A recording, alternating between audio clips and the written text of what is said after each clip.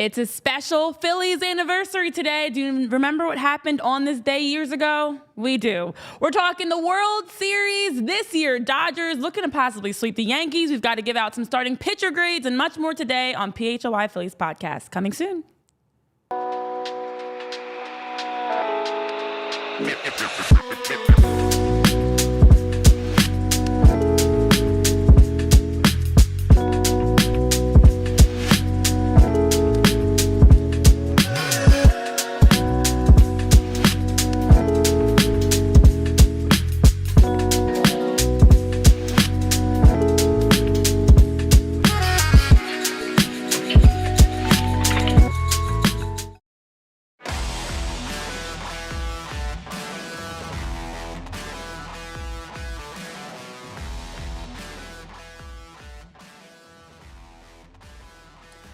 Hello and happy Tuesday. Welcome to another edition of PHLY Phillies podcast presented by our friends over at Ace Hardware Home Services. If you're getting started on a project, be sure to check them out at acehardwarehomeservices.com. We've got Jamie Lynch, myself, Renee Washington, and our friend Jay Hoff, no man. Julia Hoff is our producer for today. You like that?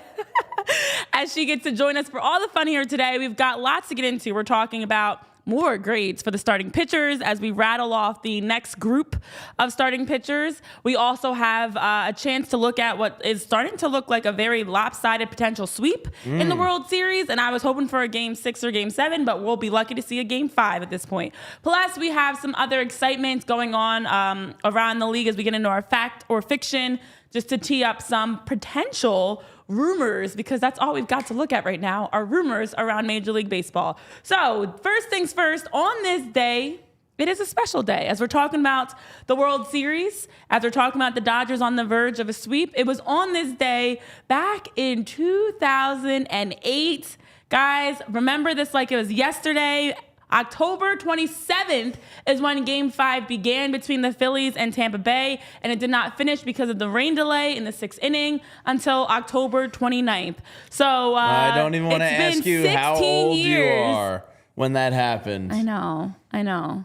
Because I don't want to know that answer. I know exactly where I was. I know where I was. Yeah, I just don't want to know how old you were at the time.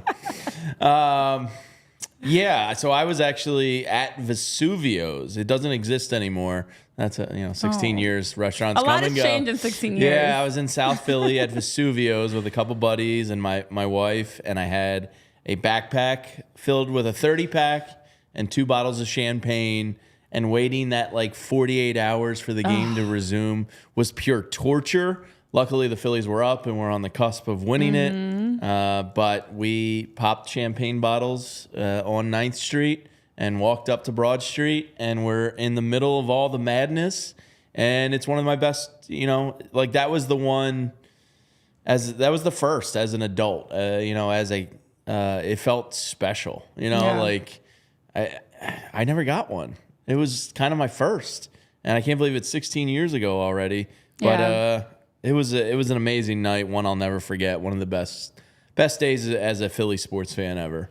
Yeah, I will say I remember, one of my first championship experiences overall that I vividly remember growing up was 2001 with the Sixers as they lost that series for one of the Lakers and the AI step over Ty Lue.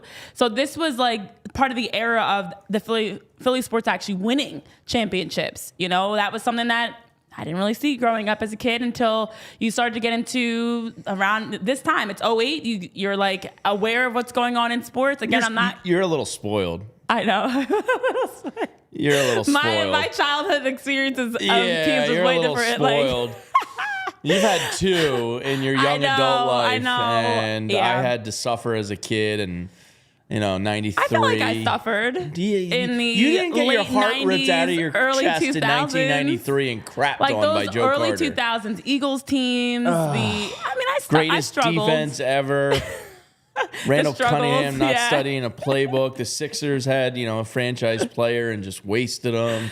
The Flyers had the great Eric Lindros come in, and that was going to lead to titles. Yeah. Oh, I'm sorry. You're a little spoiled. It's okay. It's not an insult. You're fortunate. I was popping bottles when they won in 2008, but they might have been some Gatorade bottles and some water bottles because I was definitely underage in high school. I wasn't drinking at that time in my life, but. I wonder where you guys in the chat were during that day. One of my buddies, October Wall, 27th, jumped 29th. up when we won and clinched and did like an 80s montage movie, like fist pump, and he punched one of the lighting fixtures there by accident and it shattered. But it was like right when the game won. And actually, that's kind of cool. It was kind of chaotic and the whole place was dangerous. You might have been there. Yeah, you were there. I think you were with Wall and Lou and Addie. Wow. Yeah, that's so funny. Oh my gosh, look at this trip down memory lane. For those that don't know, Julia is best friends with my wife, so it's not like we knew each other 16 years ago and then, But that's funny. Yeah, That's I forgot you were great. there. At Vesuvio's. That was home of, because they got called at the time the best sandwich in the country. By the Today Show. So they like blew up with popularity. And I forget what the sandwich was, but it was amazing. Jerry L. used to own that place. It was awesome. Wow. Friend of Anthony's, actually.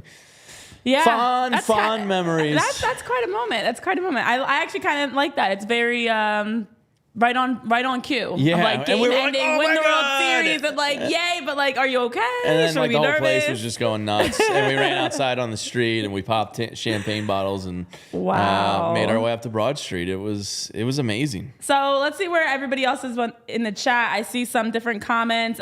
Chris Summer, you're saying how you were out of your mind in 2008. Remember 1980 when you were 10, then 83 for the.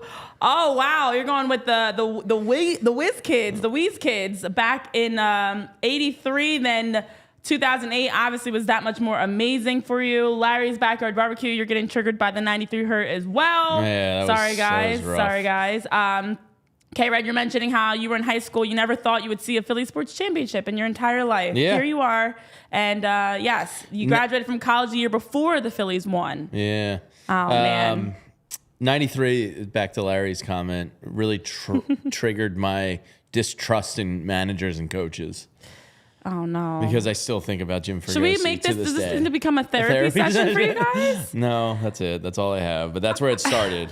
I'm sorry. You didn't have to go to Mitch Williams there, Jim. Everybody knew he was overworked. Oh, no. I'm sorry. Yeah, I mean, listen, as we're taking this trip down memory lane and talking about the Whiz Kids and the 93 era and all the chaos and the down years. Did you go to the parade, like at the stadium? No. Any of it? No, I did not. That was another fun day. I know. I was at WIP at the time, and we had a broadcast booth at the Union League up above Broad Street. So we had I did the show with Anthony and Glenn that day, Glenn Macnow, and they had a great spot up there. And then I just got to dip out and go party after work. And ended up being a pretty awesome day. That's a very cool day. Now we've opened up this whole. I know, and we walked from the Union League down to Citizens Bank Park, and I thought I think I had tickets to go in the stadium, but never went in. Huh? So I missed the Chase Utley World Bleeping Champions. Wow. Those were free tickets, I believe.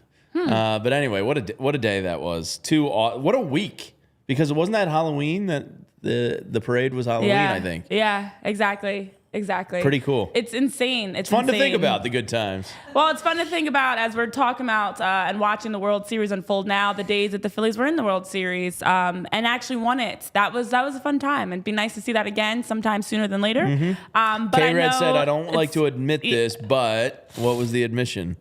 I was working when the Phillies won. I had an infant son, was scrambling for all the money I could get. I remember getting text updates from my brother.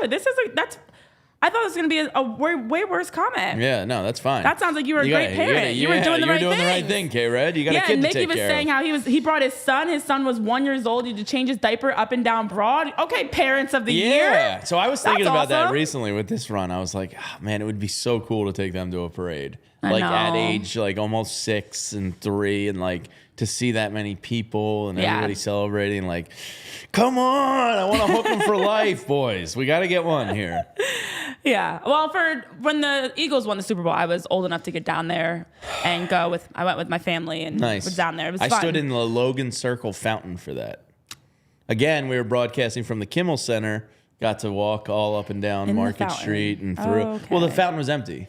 Yeah. It was hollowed out. It was so crowded that Yeah, people so you just just had went to into just- the fountain. Hey, whatever works. Yeah. Whatever works. Good times. Okay, what a time. And then also there were some other, now we're shifting into all the other traumatizing times in sports of championships. Well, those are the only 2 good times. Yeah, because they were, I was going to say, because now you guys are, again, 01, I still remember to this day trash talking in 4th grade because there was a Lakers fan in my class, and I was in Miss Sopko's class in elementary school, that was and a mistake. I was trash talking so hard. Shaq and Kobe were pretty damn good, Renee.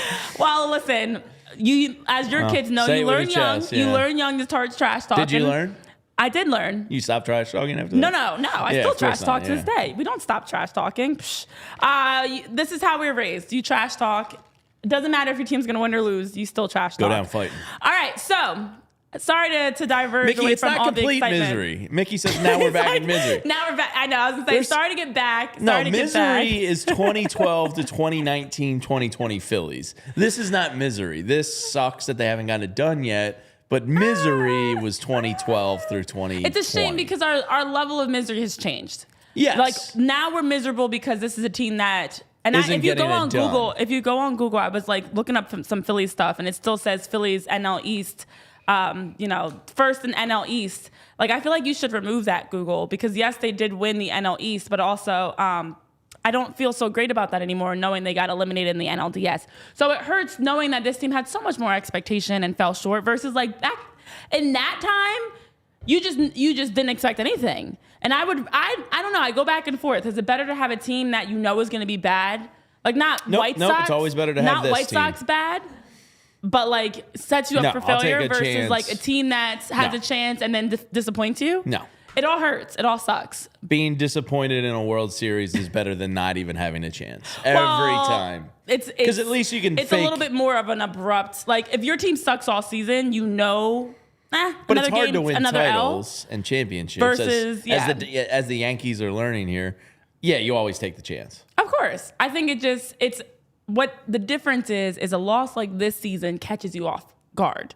You're not expecting, like I, for the life of me, kept thinking, even with them struggling in the NLDS, even after game 1, I was very much getting more pessimistic as the series went on, but I still felt like, okay, this is not actually happening. At some point, the Phillies are going to find a way to give some run supports, help. Their offense is going to wake up. Something's going to come alive, and it never did. So yeah, I don't know. It all sucks, basically, when you lose. Losing's not fun. But we do know one thing that was great this season. That was the starting pitching for the Phillies. And so we do have some grades to get into today. But first, let's take a quick pause because, this is going to take some time. Our grades today are for Taijuan Walker, Aaron Nola, Spencer Turnbull, and Cristopher Sanchez. We've got a lot to dive into with our grades today, Jamie, because these are 4 guys that there's a lot to talk about here. Mm-hmm. Listen, we're not going to get into the Tyler Gilberts and Junior Martes or, some...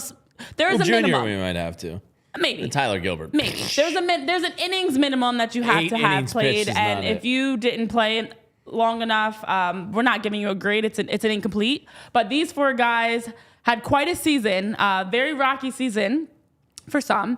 And we'll get into it after this quick break to talk some business and share with you guys a little bit about our friends over at that we like to enjoy and connect with each and every day. Let's talk business here. And I'll tell you about my friends at Bet365. You can find out why. It's never ordinary at Bet365. They have over 90 million worldwide users. That's a lot of people.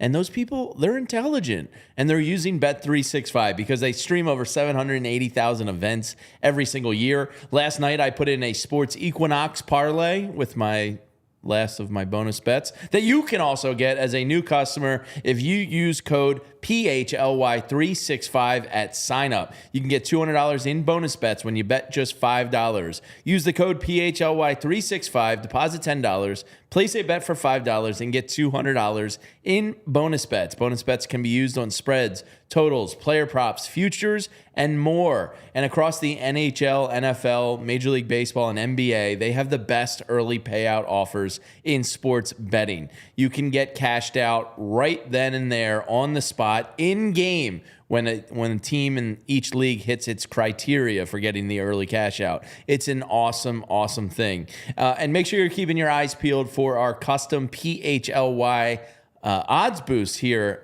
which you can find right there on the homepage or on the boost page, because every day Bet365 is powering up odds on hundreds of bets to give you a chance to win more with over 10,000 boosts every single month. They boost specific markets like ours, your winnings, and even parlays. Keep an eye out for those PHLY bets. So download the Bet365 app, use code PHLY365 when you sign up, and get $200 in bonus bets when you bet just $5. Whatever the moment, it's never ordinary at Bet365. Must be 21 and older and physically located in Pennsylvania. If you or someone you know has a gambling problem and wants help, call or text 1-800-GAMBLER. All right, and while we're talking about some of the great spots you can choose to spend your money and make great decisions, how about over with Empire Today? We know the jingle, we know the great work that they do to make sure that you can have tremendous flooring in your house, because it's difficult and very overwhelming when you're looking to figure out which flooring works best for your home. I love a good home reno and design project, and when you're looking at the different types of carpeting, the different types of hardwood floors and linoleum and tiles, there's so many options to choose from. Different colors, different hues and textures, different thickness of your carpets. And so with Empire Today, you're gonna get the trusted professionals that can give you some advice on what makes most sense for your house. And with Empire Today, they have some great benefits for you, such as their virtual floor designer, which allows you to snap a picture and easily see what that floor is going to look like in your home. So now you don't have to worry about going to the store and trying to figure out, will this match my furniture? Does this match my paint? Don't worry. Snap a picture of your home, and from your home, get to see if those floors look great in the space. So with their virtual floor designer, that's just one of the many benefits. Of course, they also have the philosophy. They want to get you what you need, not overwhelm you with thousands of choices and substitutes. Empire Today also provides you and prides themselves on the convenience, on the great support, and helping their customers find the floors that will make most sense for their home. So with Empire Today, it's quick and fast and professional installation. It's a price match guarantee and many other benefits. So if you are interested, you today can schedule a free in-home estimate. You also, as a listener of the show, can receive a $350 discount when you use the promo code PHLY. Again, that's $350 off for a discount when you use promo code PHLY. Restrictions do apply, but check out empiretoday.com/PHLY for more details. All right, as we are here on PHLY Phillies, presented by Ace Hardware Home Services, let's get into our grades for the 2024 season for the remainder of the starting pitching. Yesterday, we had a chance to talk about Zach Wheeler, Ranger Suarez, and also give out some grades. And today, time for some more. Now, you always ask me, and I will ask you, who do you want to begin with? Because we've got Turnbull, Walker, Sanchez, and Nola. Let's start with Aaron Nola. Ooh, from the top. All right, number 2 guy in our pitching rotation, Aaron Nola. We know he signed a nice, hefty 7-year extension, that $172 million deal, and we wondered what Aaron Nola would we get in 2024. Well, this season's Aaron Nola showed up in a great way as the number 2. We remember the struggles of the fourth inning. We remember the ups and downs that he's had in past seasons, but he's Mr. Durable, Mr. Reliable. And so when you look at his stats for the season for Aaron Nola, he had a chance to make 33 starts this season, which is top across the league, actually, one of the most games for pitchers. He also went 14-8 on the season with a 3.57 ERA. He had a 3.6 WAR, pitched 199 and a third innings, just shy, so close of 200 innings, but did have 197 strikeouts with a 1.199 WHIP. And this was his lowest Ks percentage since his rookie year at 24%. Now, Nola, as we know, was a guy you can trust on, Mr. Calm, Cool, and Collected. Always going to give you the same demeanor. Never too high, never too low, never going to get shaken depending on the moment. And so even down to the postseason of questions around, should he be the number 2 game starter or number 3 game starter? You knew regardless you were going to get a very good Aaron Nola. And for him to have in the postseason alone, in the NLDS, a strong performance. And we knew going into Citi Field in a situation where the series is now tied up 1-1, it was a big moment, and Aaron Nola stepped up. He was able to have 8 of 22 whiffs.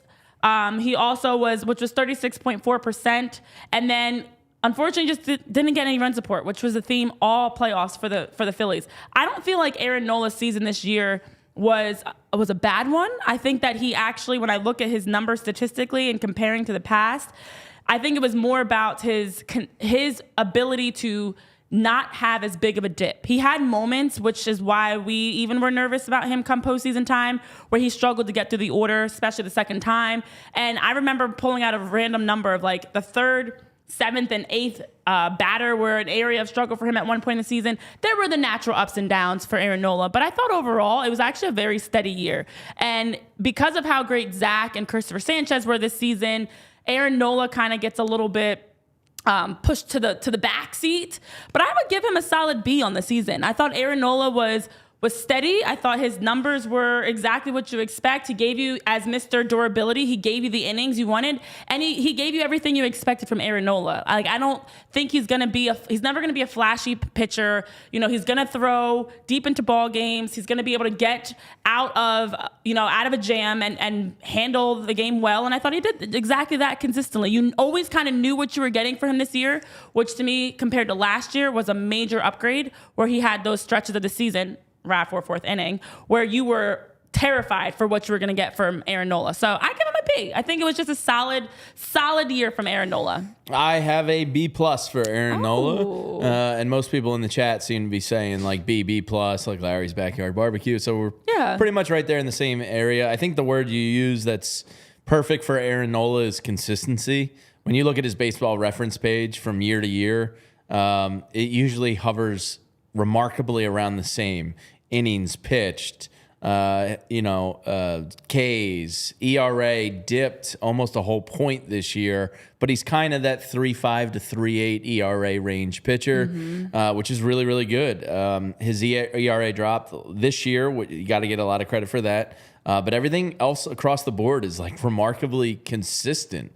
It's just that's his best attribute, is his consistency. He goes out there and gives you 200 innings. Listen to his innings outside of the COVID year. 168, 212, 202, 180, 205, 193, 199 this past year. Home runs dipped a little bit to 30, down from 32. His walks did go up slightly, but again, it's only 5, so it's like remarkably consistent. His fielding is strong.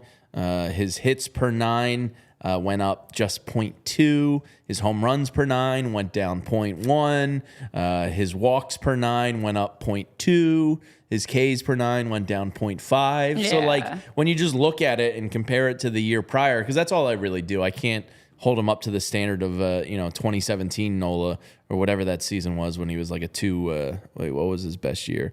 Was it 2018 or it was 2018? 2018 237 ERA. Yeah. That's kind of a little bit of the outlier. But the thing with Aaron Nola and a B+ to me is just like consistent. Yeah. You have flashes of greatness. You have some human moments. But Aaron Nola to me is just like, he's a great number 2 to have. Probably can be a number 1 on a lot of teams because there's some bad pitching out there. But you know what you're getting with Aaron Nola. He's remarkably consistent. Yeah, consistency is key. And it just allows you to know each and every day what you're going to get from him. And as you mentioned, not only game to game, but year to year. And I know as you were talking about, the grades in the chat are right on par for that as well. It's remarkable. Like, everything stayed the same. For not signing with the Braves alone. Yeah, thankfully, agreed with that. And also Chris Slemmer is saying a solid B.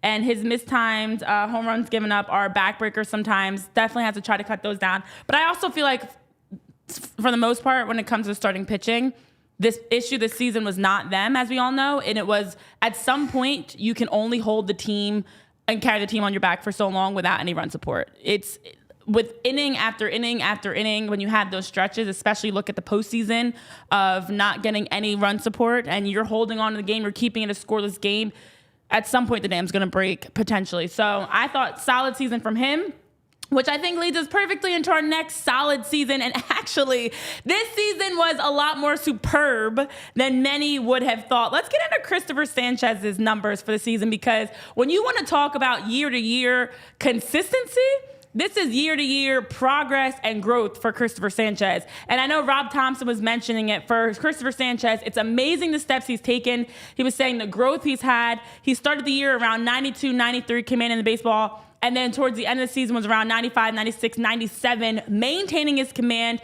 the changeup, all the nuances, his slider, his changeup were all there, going deep into games, and also the numbers he put up were fantastic this season. Looking at the stats for Cristopher Sanchez on the 2024 year, I don't know if anybody would have penned this into their bingo card for the season.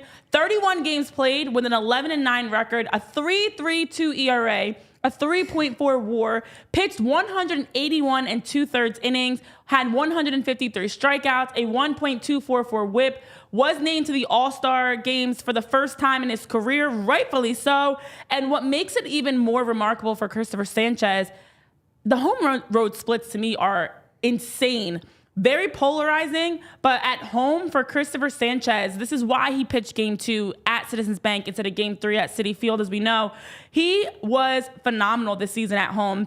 7-3 with a 2.21 ERA at home in 17 starts, struck out 99, walked 17, versus on the road where he was 4-6 with a 5.02 ERA with 54 strikeouts and 27 walks.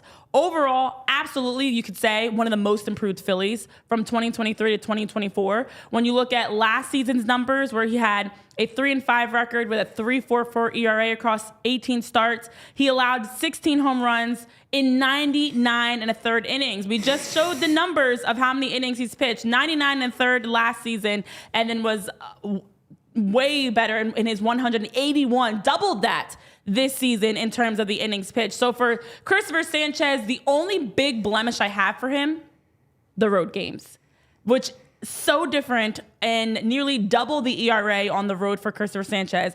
I honestly can't knock him for that, though, because for this to be his full season as a starting pitcher for the Phillies, you're gonna have a regression somewhere, and there's gonna be something that needs some work and fine tuning. And for him to still be not only great in the regular season, gave us the lone win the Phillies had in the NLDS was Game 2. Cristopher Sanchez pitching. I have to give him, I would say, an A. I'm between an A and an A-, to be honest. Honestly, there was nothing. Again, road games were a struggle for him, but I didn't even expect him to be that good this entire season, where we're even talking about him being an all-star and being someone you can count on in the postseason. Last year, we remember wondering if it was going to be Cristopher Sanchez or Taijuan Walker pitching in the postseason. This year, it's a no-brainer. It's Cristopher Sanchez. Game 2, it's an A. It's an A for me, I think I'm gonna finish with. All right. I'm toying between like a 93, 94, but yeah. I went A-, so I'm not that far off of you. Okay. The 3.4 WAR there. I was kind of amazed looking at like deep diving his stats. I expected better on the stat sheet. Like his whip went up like 0.2. It went from 1.047 to 1.244. His hits per 9 went up 1. His walks per 9 went up almost a full walk per 9, and his Ks per 9 actually dropped over 1. So like all of these things happened statistically, where if you're just looking at the sheet, you go, I'm shocked at the results. The biggest thing, though, is the innings pitch. When you jump from 99 innings pitched the year prior to 181 and your ERA drops, I kind of forgive all that other stuff. Yeah. Like, that's what I mean. It just kind of shocked me when I looked at it. I was like, wow, his whip was a lot higher, but it's a bigger sample size. Mm-hmm. So obviously some things are going to go up. Walks down, Ks up. That sounds like a rap song. Walks down, Ks up. Yeah. Sanchez. Not you in your rapper bag. Yeah, okay. Just me spitting, freestyling. Oh, wow. Then you killed it. Yeah, you could have just left it's it. over. You had it, like, let that. My bad. Yeah, I went too far. Let it simmer there. Yeah. But overall, an A-, like to go increase your innings pitched by 90 innings and to drop your ERA, it's remarkable. Like you said, the road starts was, the point of worry a little bit with him. Mm-hmm. But overall, how can you not be thrilled with what Cristopher Sanchez gave you? And projecting forward, giving him that extension, that is going to be an incredibly team-friendly deal if he's able to repeat what he did this year. So Cristopher Sanchez, tremendous year. Hopefully he can get to 200 innings next year. and continue. If you can hang around a 3.3 ERA or lower for your career at that money, the return on investment is incredible. Absolutely. I know in the chat there's various grades. So Steven Garrison saying you're giving him a B, but in 2025 you're expecting him to be an A. Ray Schumacher saying A- as well. He exceeded expectations, and as you mentioned, signs a very team-friendly deal. And then I know Larry's Backyard Barbecue saying Sanchez gets an A for improvement, but a B overall. And K-Red's adding to your lyrics of windows down, fingers up. That's the way I like to bleep. That's not. Isn't that's that? not the same song. No, it's not? No. I don't even remember that song. We're cross-streaming songs. No, I don't know. I don't think I that don't was even know what we're talking about I don't know anymore. that was it, actually. I don't know where you're going with that. Are we talking Blue Chew? No. I'm going to look that lyric up because I don't know about that one. But anyways. I thought there was something about windows down. That's the way. It is. Windows up? No, back seat, windows up. Oh, because I like it sweaty. Yeah. Why'd you say windows down? Well, I mean, I prefer not to sweat. If the option is, if the options are presented to me, I'll choose the one where I'm not sweating. Wait, no.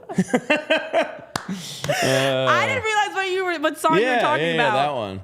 There is a windows down song. Like, I don't even. Yeah, there's a different one. But what you're saying is like backseat windows up from Ludacris. Yeah, Luda.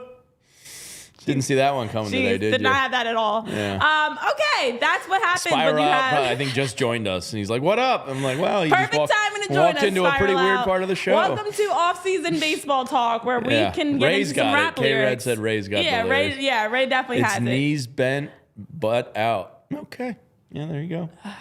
Y'all all are. Luda is a I didn't know you guys lyricist. were all such rappers. Yeah. Should we bring out some? Is it time Everybody to start loves rapping? Luda. Should we start Everybody loves rapping it. here? It's a long off season, It's Renee. a very long off season. Maybe that's a segment we'll add into this. You have to talk about the game in a rap. You can only rap it. That would be funny. funny. That would actually be hilarious. But it is interesting when you look at the improvements of Cristopher Sanchez alone.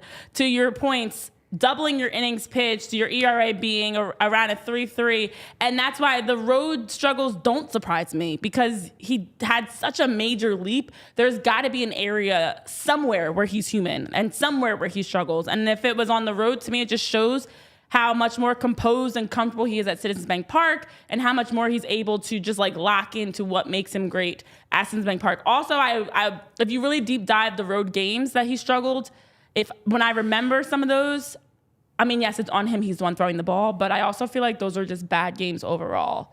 Like I'm not gonna go deep dive the game log right now because the numbers are what they are, but I actually vividly remember some of those where it was kind of like the whole team struggled, and Cristopher Sanchez was a part of that. But let's talk some more business before we move along into our final grades and share some more about our friends here at PHLY Sports, because Looking at the splits again, it's ugly.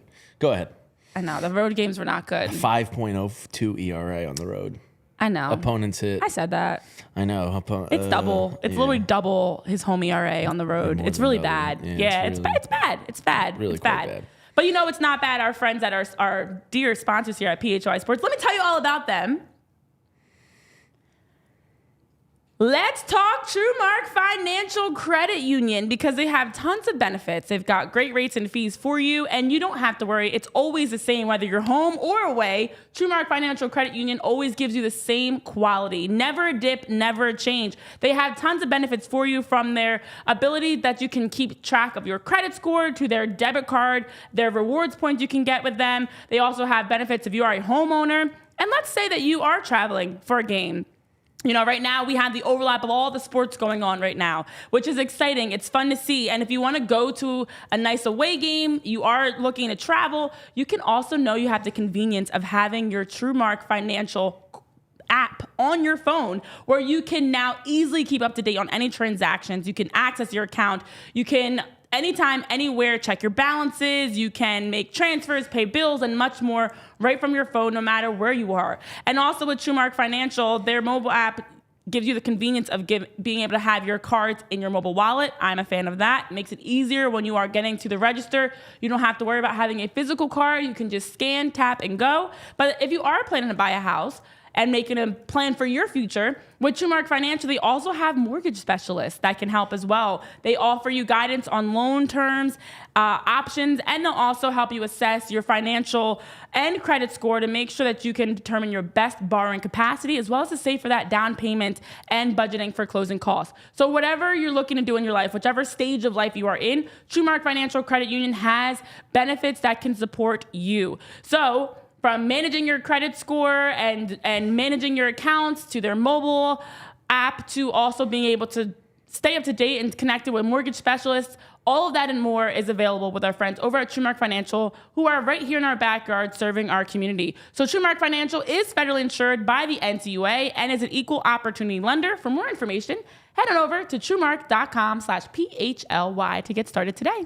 And hello, stranger Mopar in our chat. Thanks for coming in right when I can tell you about the wonderful people at Ace Hardware Home Services. Because Ace Hardware Home Services, look, there's certain things in my house that I just am not comfortable attempting to fix or repair or upkeep with. I got to call in the pros. And I've always been an Ace Hardware store man. Shout out to the Orland Ace Hardware. Awesome shop. And I love going in there because you get one-on-one help. The guys in there know the answer to every single question. So why not bring the knowledge of the people from Ace Hardware right to your front door, to your home? So if you've got a leaky pipe, an air conditioning issue, from plumbing to heating to cooling, Ace Hardware Home Services has the trusted pros to keep your home humming all year long. Ace Hardware Home Services, we're bringing helpful home. The helpful you love from the store, now right to your front door. What's better than that? Visit Ace Hardware Home Services online at acehardwarehomeservices.com to get you started on your next project. And Renee, there's always a project. Always a project. And thanks to our friends over at Ace Hardware Home Services for being our presenting sponsors here at PHLY Phillies as we're talking through projects. There are two major projects for the Phillies. The worst thing to get in the mail? No, you're messing up my segue. The swatches. I love the swatches. Yeah, all women love swatches. I keep the swatches. Of course you do. We have a whole drawer full of swatches at my house. But it just means a project is coming. I actually once got the floor samples, like little And you kept them? I did. For what? I don't know. What if I need to figure out, Okay, I don't know. Fair enough. I don't know, actually. It's one of those things you don't know you need them until you need them. Like swatches and samples. I do that with random pieces of wood and screws that I just start throwing. I definitely keep those. Yeah. You need to have those random materials around that. You never know when you're going to need them. But the swatches are junk. It's better to have them and not need them than to need them and not have them. Yeah. But back to my women love swatches. And we also love when the number 5 starting pitcher for the Phillies is actually healthy and consistent. Let's talk about the two number 5s that were neither healthy one was consistent but not healthy. One was consistently not good. So let's talk about them. I think we're going to save Taijuan Walker for last.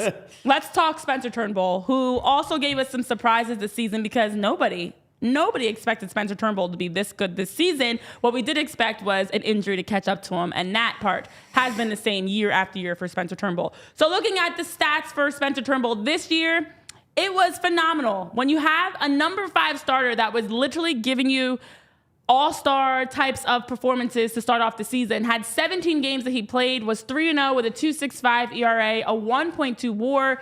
He pitched a total of 54 1/3 innings, and he also had 58 strikeouts in that time with a 1.049 WHIP.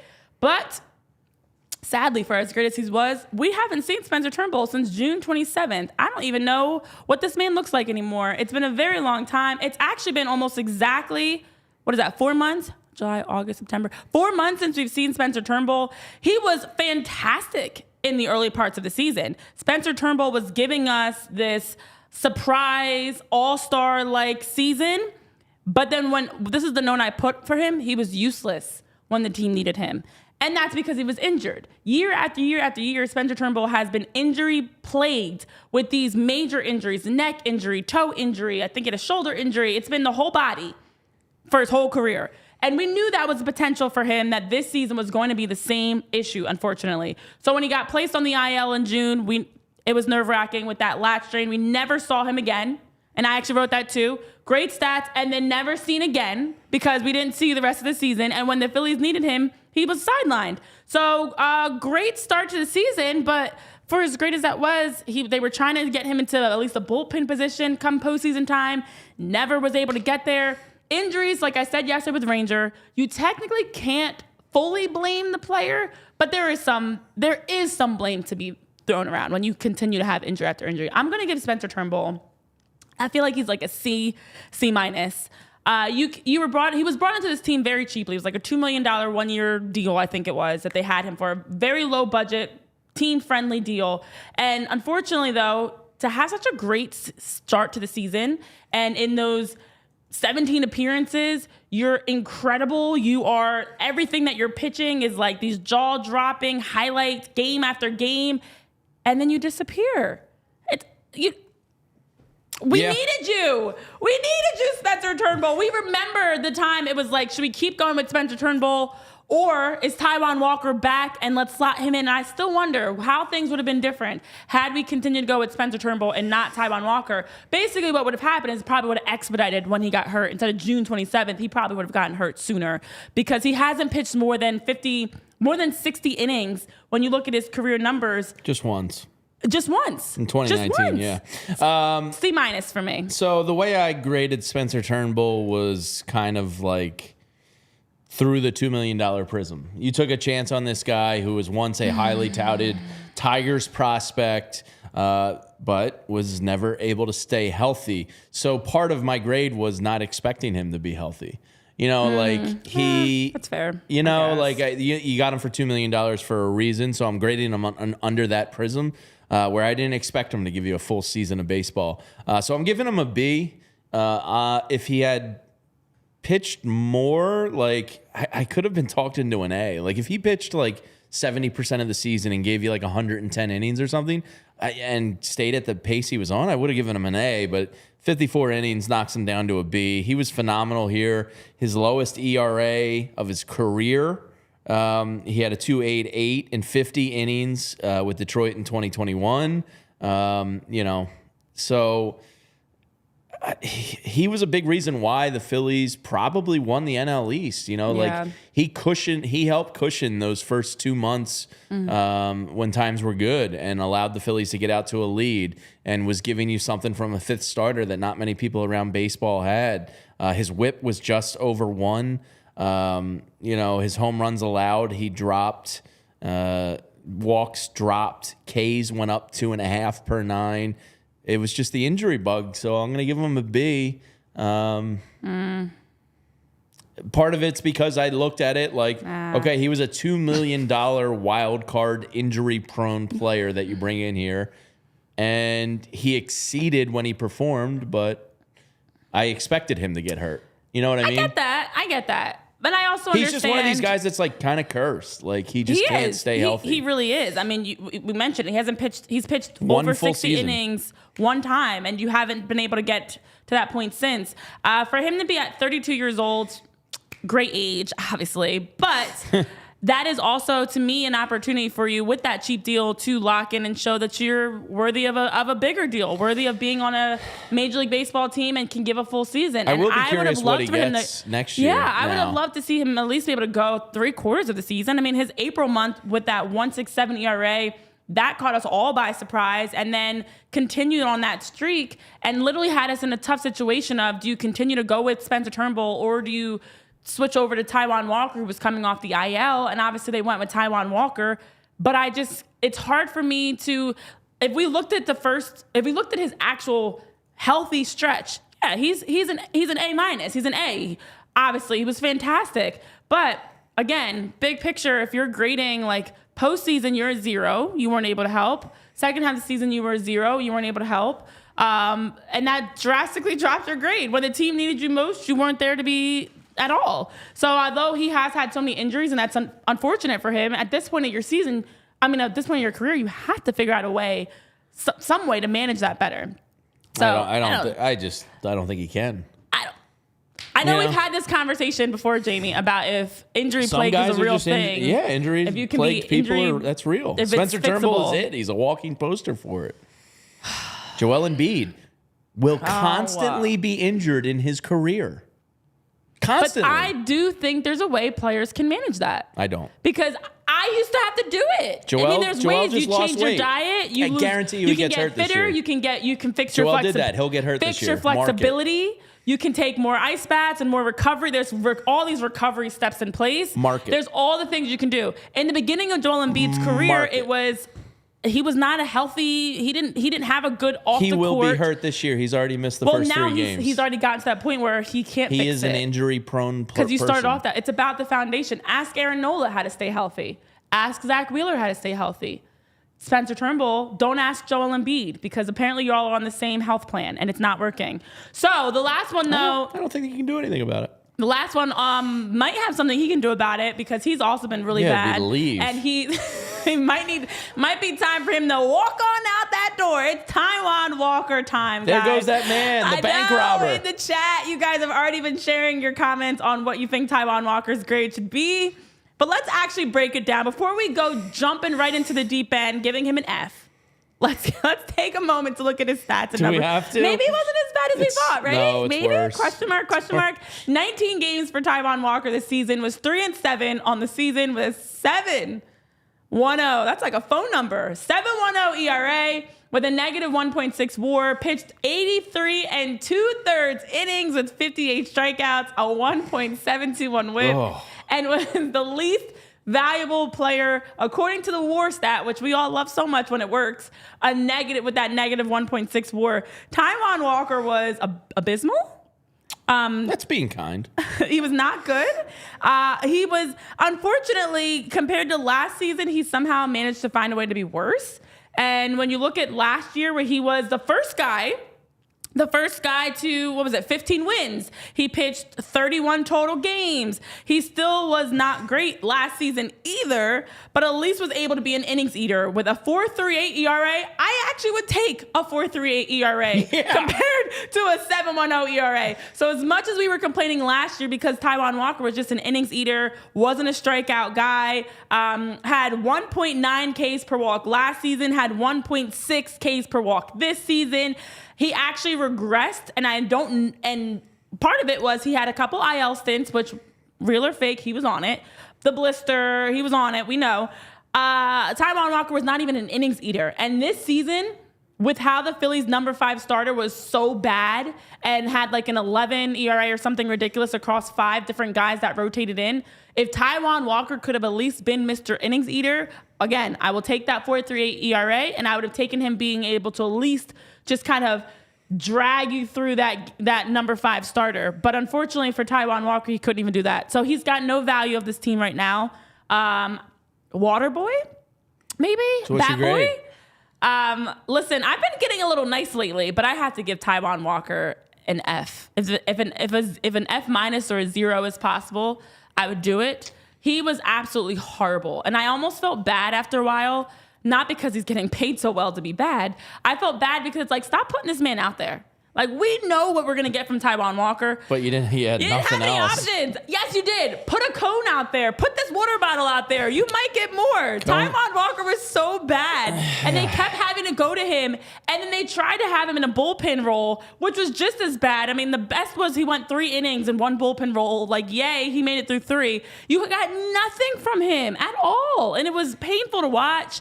It was torture. I'm giving him an F for the fact that I didn't want to see him out there, and I don't want to see him out there again. And they're going to have him work out this offseason. Well, you're going to see him in spring training. He's going to be back. But I think it was Mopar said, I will walk away from the Philadelphia Phillies franchise if Walker is back here. I hate to break it to you. He's at least going to be in spring training. Does he make the team? Probably not. But they're going to give him that opportunity in spring training because they still owe this man like what, $38 million. Now my grade is an F, and Ray Schumacher said is an F minus possible. To me, once you fail, it's over. So there is no F minus. It's just you failed. There's no worse. 0. Yeah, like that's just an F all around. A 1.7 whip is just hard to comprehend. You're not going to survive in Major League Baseball when you're putting that many men on base. Tyler Zulli, documented it all year with this splitter. When the Phillies signed him at the time, the splitter was a top 5 pitch in baseball in terms of its effectiveness. Now it was the second worst pitch in baseball this past year. The worst F4 amongst all pitchers in baseball. Basically what we're saying is it's tough to be worse than Taijuan Walker. I don't know how any grade can be anything but an F here. It's horrible. You know, he gave up 40 less hits and nearly 80 less innings. Ooh. Like, just truly vile, terrible stuff. They're going to give him an opportunity in spring training. Andrew Painter, that, discussion on how they handle him and his innings load next year will be interesting. Taijuan will be given the chance, but I would imagine they take a couple more opportunities to sign, like those Spencer Turnbull types, veteran journeymen who have stuff and haven't really put it all together to challenge Walker for that. Because I think the fifth starter is probably just going to have to be a half an inning pill you have to swallow. Oof. Because Andrew Painter will be up here at some point. We're all kind of guessing around 100 inning cap on him. So you probably just need to get yourself through to the All-Star break. Hopefully it's not with Taijuan Walker, though. I'm ready to spend John Middleton's $38 million and just say, here you go. See you later.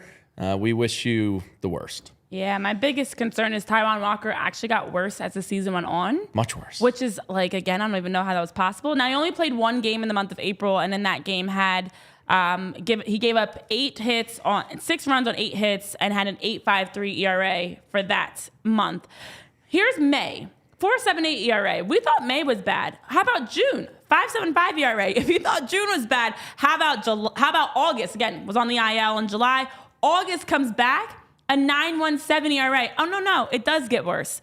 September, a 10.38 ERA. And in the last 15 days, in the 2 games that he played of this to close out the season, guys, a 1980.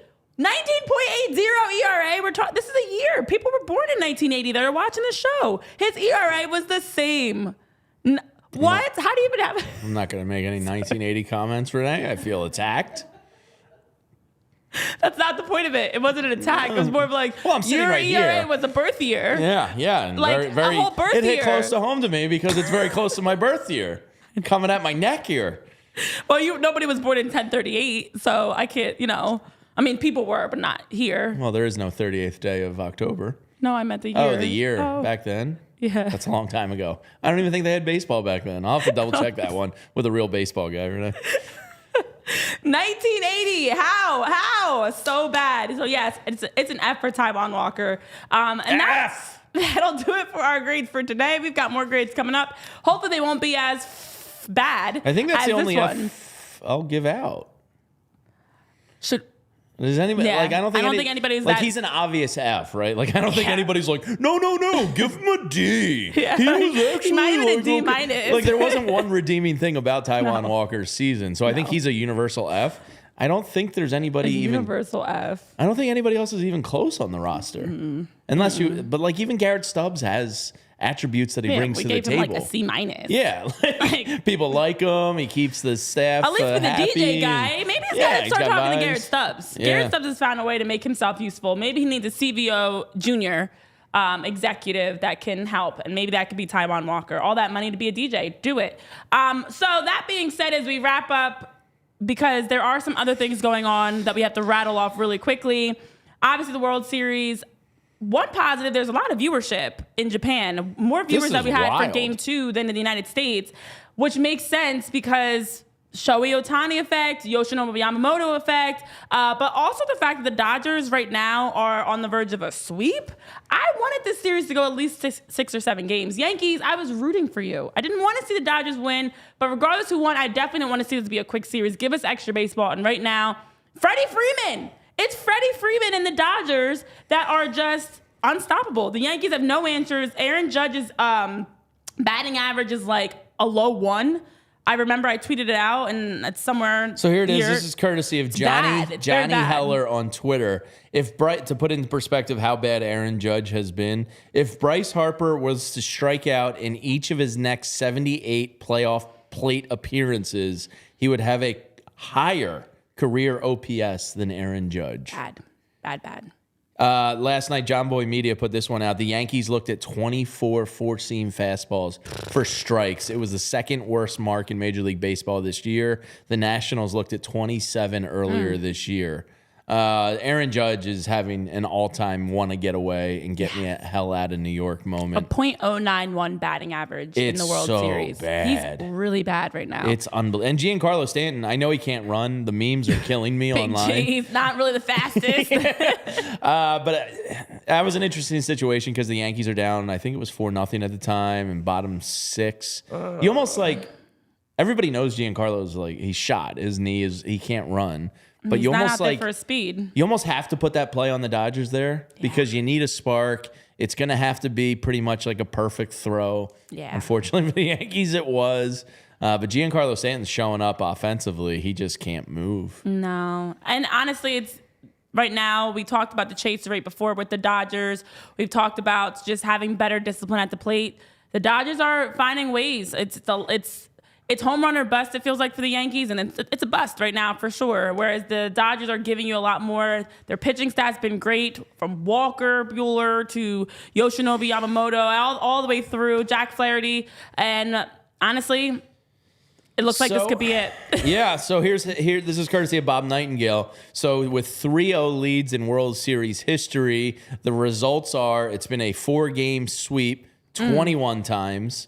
It's gone 5 games 3 times, and it's never even gone to a game 6 or 7. Yeah. So 24 times in history, 21 times of those 24, it ends in the next game. So the Los Angeles Dodgers are about to prove to you that, yes, you can fully buy titles again. So John Middleton, open that checkbook, brother. Get Juan Soto in here. Let's go. Spend some money. Ruin that Middleton fortune. Let's go. Make a raid. Spend that money. Spend that dough. Yeah. Woo, woo. But yes, with that game last night, Walker Buehler made some history of his own because he's now started 3 World Series games. His numbers are has pitched at least 5 innings and allowed fewer than 5 base runners in all 3. No one else has had such a stretch in their career, consecutive or not, in terms of World Series performances. So the Dodgers are showing what it looks like to step up in the big moments.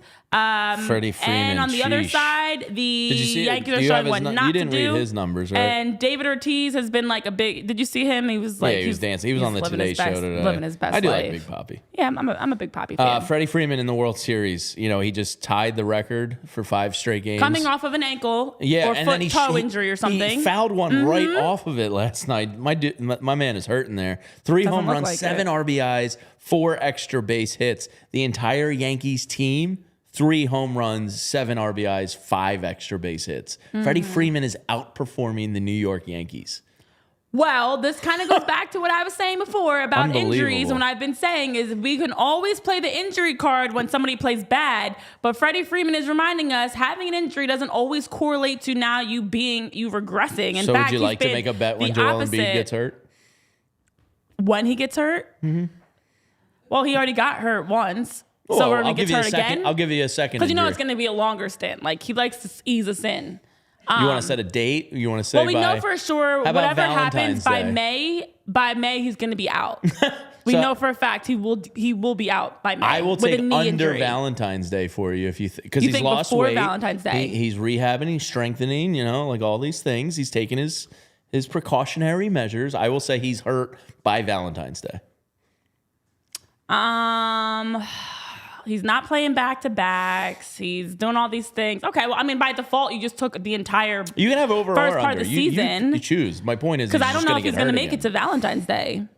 So you're proving my point. Yeah, he's going to get hurt again. Oh, I know he will. Okay, he'll be hurt by. But he lost weight. He's going to be hurt by New Year's. He's wearing a brace. By 2025. Joel Embiid will be hurt again, unfortunately. Sorry, Derek, Kyle, and Devon. But make sure you're checking out the Sixers guys when they break down the latest from Rothman Orthopedics and Joel Embiid's newest injury. There's one more injury coming before the end of the year. It's going to be a little bit of a longer time. It's going to be there forever. Yeah. Larry's Backyard Barbecue saying by November, he's going to be hurt November 30th. He already has more technicals than he has minutes played on the year.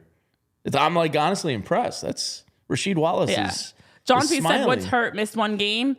I think by the end of the year, he's missing multiple games. Like it's going to be a nice little stint of like 2 weeks. Yeah, I would say like a 5-game stretch kind of thing. Yeah, needing some tests, and they're going to err on the side of caution. We'll reevaluate. Him. We'll reevaluate him in a week. We know the jargon. Yeah. So that being said, hopefully he can have a Freddie Freeman type of. So what you're saying some is players, injury-prone people are real. Yeah, that's what you're saying. Well, I'm also saying you can also be a Freddie Freeman that's injured and also is hitting grand slams and walk-offs and home runs. It can happen. Injuries doesn't mean you have to be bad. Spencer Turnbull not exist. Well, he didn't have his shoulder. Ranger Swart. His shoulder fell off. His arm died. What do you want from the guy? You can't throw a baseball. You have another shoulder. You have two for a reason. Use the other one. All right. Well, listen. Injury. We'll always be opposite on this because I do feel like you can actually work through injuries some guys the right are just way. And I do think that some people are physically built or whatever, personal choice they make. They're not built for the distance. They're not built to have a long season. I want to say thank you to our diehards for also joining us today. We appreciate you as always. And I want to rattle off some quick fact or fiction for you as we wrap up the show. Just go straight with your gut. Is this real or is this not real? Okay? Off the cuff, off the hip, no thoughts. The Phillies have been... I'm good at not thinking. Good at not thinking. It's hilarious.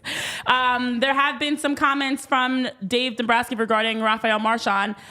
People are thinking this might be the end of Garrett Stubbs. Is Garrett Stubbs gone this offseason? I don't know. You're dealing with an injury-prone player in Rafael Marchand, Renee. Can he get through a winter? As long as he's healthy through spring training, he's the backup catcher, yes. Okay, so it's a fact. Stubbs is going to be gone. Yeah, and I don't think he's going to be picked up. I think he'll be a Phillies coach for a long time. Okay. The Diamondbacks, maybe not right away, but eventually. The Diamondbacks have come out and said that Eugenio Suarez, they haven't come out and said it, I should say. Let me fix that before I get dragged for saying the wrong thing. Reports have indicated that with Eugenio Suarez having the potential to not pick up the club option next year, the Diamondbacks can retain him for a $15 million club option or go for a $2 million buyout. There are some third basemen on the market. Fact or fiction, will Eugenio Suarez be back? Fact, he's coming back. How much is his option for? The $15 million club option or $2 million buyout. Is it a fact that he'll be back or fiction he's... Had a pretty good year, over 100 RBIs. I would say he's... Is real or not real? You think there's truth to this or he's coming back? Back. I bet he bets on himself, takes one more year at good money, and then tries to make it even bigger. And then there are reports that the baseball heaven is in purgatory right now. Maybe he just cashes out now. And the Cardinals are looking to do some shopping. Seems like they're looking to rebuild, shake things up. They have reported some names that they floated out: Nolan Arenado, Sonny Gray, Wilson Contreras, Ryan Helsley. They're looking to possibly reportedly make some trades, rebuild, and shake things up as the office is having an office shakeup is what they're saying. And they also are expecting some payrolls to be cut. Is this fact? Is this fiction? Is this real? Are we going to see baseball heaven blow things up? I think you have to. And Nolan Arenado and Paul Goldschmidt are toast. I mean, potential Hall of Famers, but they're over the hill. I think you should blow it up if you're St. Louis. I think it's time. It's time.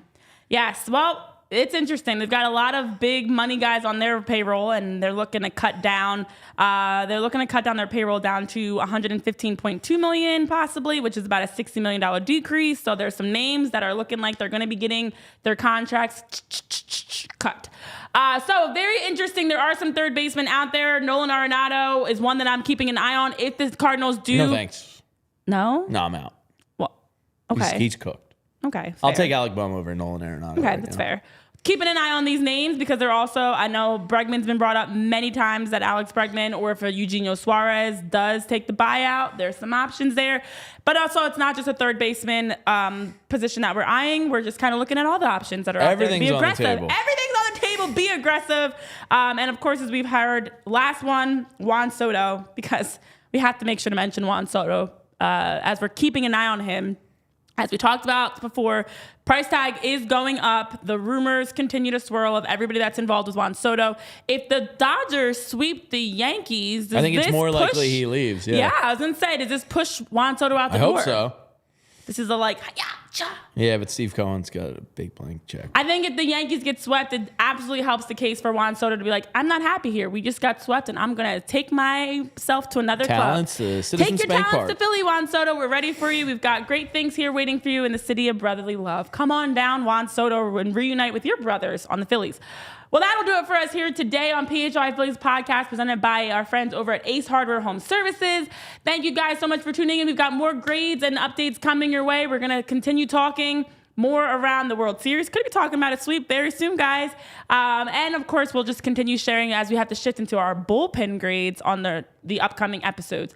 So for Julia, Jamie, myself, Renee, thank you guys so much for tuning in. As always, it's been a pleasure. Hit that thumbs up button on your way out the virtual doors on Twitter, YouTube, Roku, and we'll see you guys back here 11 a.m. for more tomorrow for more PHLY Phillies podcast. Have a good one. See you. We all silly like the mayor.